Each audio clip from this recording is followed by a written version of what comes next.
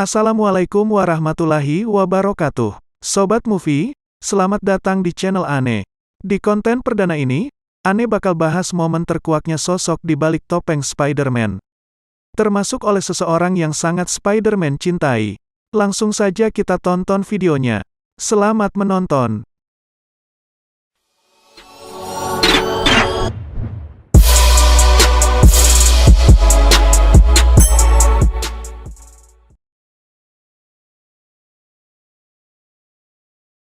Number 5. Spider-Man melepas topengnya. Topeng tersebut rusak terkena ledakan dari Master Control yang berada di ruang masinis. Mengingat begitu banyak nyawa penumpang yang harus dia selamatkan termasuk anak-anak dan balita, Spider-Man pun sudah tidak peduli lagi bila para penumpang akhirnya mengetahui identitasnya. Dengan sisa-sisa tenaga di mana sebelumnya dia sempat bertarung dengan Dr. Ock, Spider-Man pun berdiri di depan kereta api yang berlari dengan kecepatan maksimal. Dia menembakkan jaringnya ke setiap sudut gedung yang berada di sekitar jalur kereta api tersebut, berharap agar laju kereta bisa melambat. Begitu sampai di ujung rel, kereta akhirnya berhenti. Spider-Man tak sadarkan diri karena kelelahan. Begitu dia hampir jatuh, para penumpang segera menolongnya dan mengangkatnya masuk ke dalam kereta. Dan akhirnya semua penumpang bisa melihat dengan jelas siapa sosok di balik topeng Spider-Man. Number 4. Setelah Edward Brock Jr. dipermalukan oleh Peter Parker di kantornya, Daily Bugle, hingga menyebabkan Edward Brock Jr. dipecat karena ketahuan telah mempublikasikan foto Spider-Man, yang ternyata foto tersebut adalah foto palsu. Edward Brock Jr. akhirnya mendatangi gereja untuk berdoa, tentu saja doanya agar Peter Parker mati. Tidak sengaja dia mendengar bel gereja berbunyi dengan sangat nyaring. Karena rasa penasarannya dia pun membuka pintu yang mengarah ke tangga naik menara.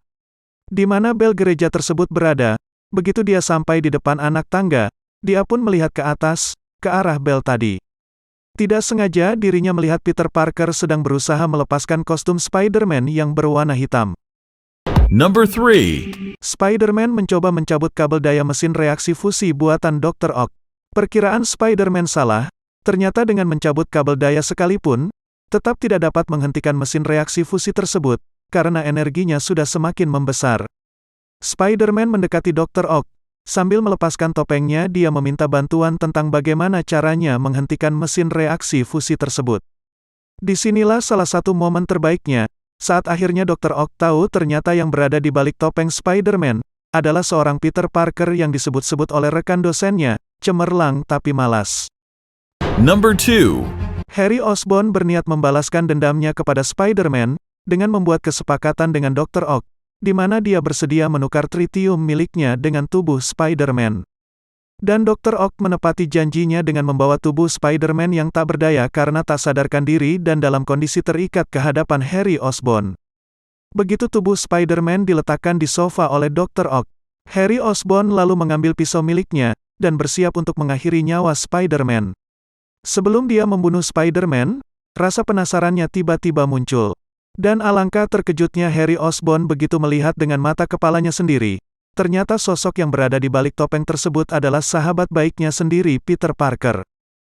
Number 1. Setelah sebelumnya diwarnai aksi saling hajar antara Spider-Man dan Dr. Ock, di mana Spider-Man dalam misi untuk menyelamatkan Mary Jane dan menghancurkan mesin reaksi fusi milik Dr. Ock, yang dapat menghancurkan separuh isi kota New York.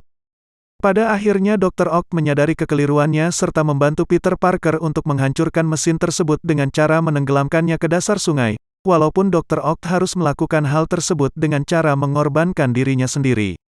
Dan ikut tenggelam ke dalam sungai bersama mesin buatannya. Pada saat Dr. Ock akan menenggelamkan mesin tersebut, Peter Parker berpaling ke belakang dan melihat Mary Jane sedang menatap kepadanya. Dengan tatapan tidak percaya, ternyata selama ini yang berada di balik topeng Spider-Man adalah Peter Parker.